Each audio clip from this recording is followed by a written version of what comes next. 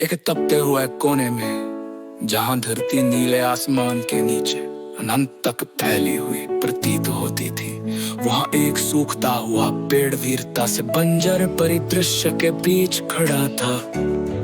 उसी प्राचीन पेड़ की मरोड़ी हुई शाखाओं के नीचे एक कुआं रहता था, जिसका नाम था काला। काला के चमकदार काले पंख आधी रात के आकाश की तरह कमकते थे। उसके चेहरे पर वर्षों की तकलीफ परिस्थितियों से लड़ने की थकान झलकती थी। सूरज की प्रचंड गर्मी असहनीय थी और पानी दुर्लभ हो चुका था। नदियां कब की सूख चुकी थी और वन तालाब जो कभी जीवन से भरे रहते थे, अब सूखी धरती पर सिर्फ यादों के निशान के।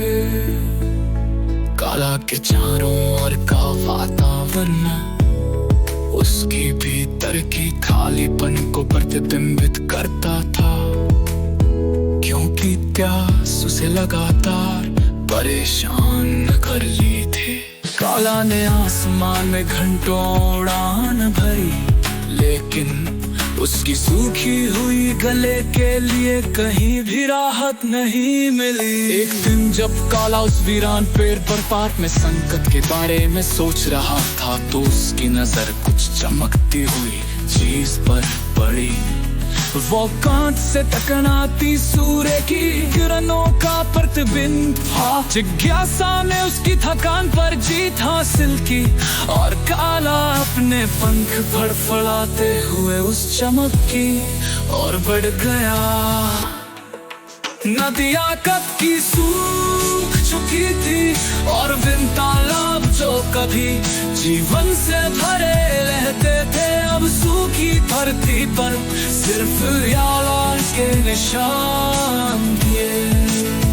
काला की खुशी का तरखाना मेरा जब उसने देखा कि रेत में आधा दबा हुआ एक मिट्टी का घड़ा है, जिसके तल में थोड़ा सा पानी था। उसकी उम्मीद जागू थी, लेकिन तुरंत निराशा ने उससे घेर लिया। घड़े की गर्दन संकरी थी और उसकी चोंच उस अमूल्य तरल तक नहीं पहुंच पा रही थी। निराशा में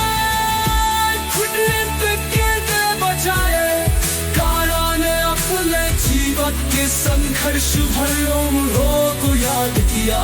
उसने अपने आसपास का जायजा लिया और देखा कि कभी जीवन भूमि के किनारों से टूटे छोटे छोटे कंकर बिखरे हुए थे। नई दुष्टा के साथ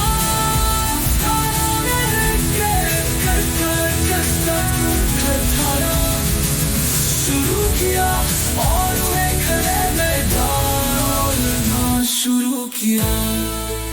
काला तपती धूप के नीचे निरंतर मेहनत करता रहा और सन्नाटा केवल कंकड़ों की आवाज से टूटा, जो पानी से टकरा रहे थे। व्यतीत कन उसके पुरुषता का प्रतीक था। आखिरकार